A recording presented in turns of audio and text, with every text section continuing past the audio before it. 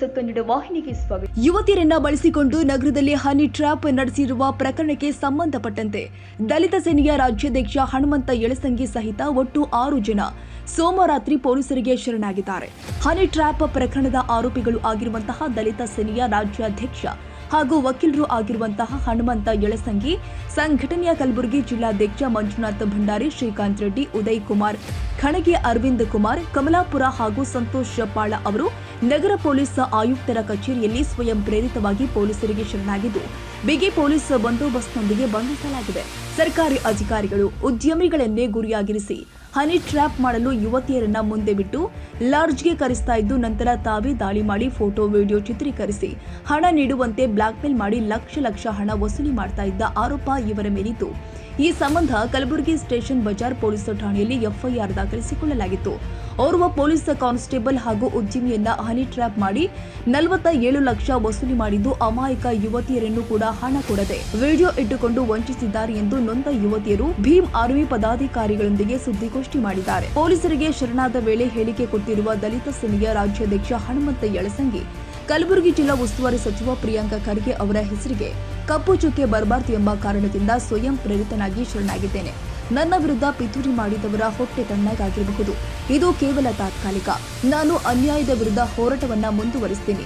ದೋಷ ಮುಕ್ತರಾಗಿ ನಾವು ಹೊರಬರ್ತೀವಿ ಎಂಬ ವಿಶ್ವಾಸ ನಮಗಿದೆ ಎಂದರು. ನಾವು ಫಾಲ್ಸ್ ಕೇಸ್ ಫಾಲ್ಸ್ ಕೇಸ್ ಆಗಿದಲ್ಲ, ಆ ಫಾಲ್ಸ್ ಕೇಸ್ನಾಗ ಅರೆಸ್ಟ್ ಮಾಡ್ತಾ ಇದ್ರು. ನಾವೇ ಸರೆಂಡರ್ ಆಗಿದ್ದೀವಿ.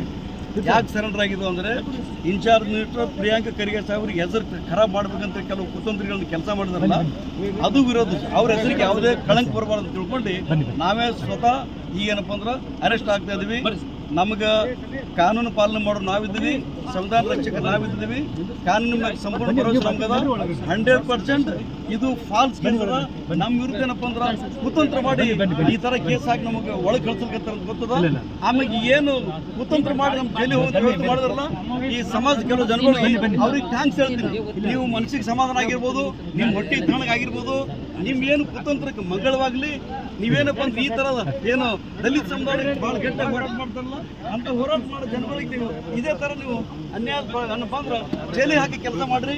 ಸಮಾಜ ಹೆಂಗ್ ಲೀಡರ್ಸ್ ಬರ್ಬಾದ್ ಮಾಡ್ಕೊತೀರಿ, ನೀವು ಮಾಡ್ಕೊತೀರಿ.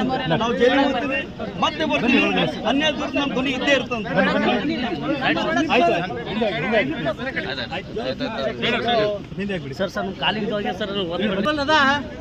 ಆರೋಪಿಗಳು ಪೊಲೀಸರಿಗೆ ಶರಣಾದ ಸಂದರ್ಭದಲ್ಲಿ ನೂರಾರು ಮಂದಿ ದಲಿತ ಸೇನೆಯ ಕಾರ್ಯಕರ್ತರು ಪೊಲೀಸ್ ಕಮಿಷನರ್ ಆವರಣದಲ್ಲಿ ನೆರೆದಿದ್ರು ಎನ್ನಲಾಗಿದೆ.